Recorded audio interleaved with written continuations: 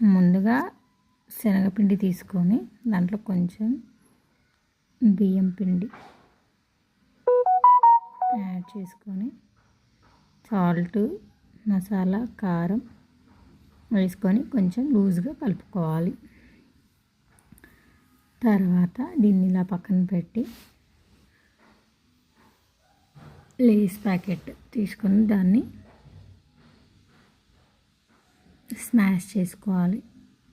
ఎలా అంటే ఆనియన్ రింగ్స్కి పట్టే విధంగా ఇలా స్మాష్ చేసుకున్న తర్వాత ఇప్పుడు ఆనియన్స్ని తీసుకొని పొట్టు తీసి రింగ్స్లా కట్ చేసుకోవాలి. ఇలా ఈ రింగ్స్ పక్కన పెట్టి వీటిని ఇప్పుడు ఫస్ట్ ముందుగా ఆయిల్ వేడి చేసుకొని ఈ రింగ్స్ని ఇప్పుడు శనగపిండిలో ముంచి తర్వాత లేస్లో ముంచి మనం ముందుగా పెట్టుకున్న ఆయిల్లో ఫ్రై చేసుకోవాలి.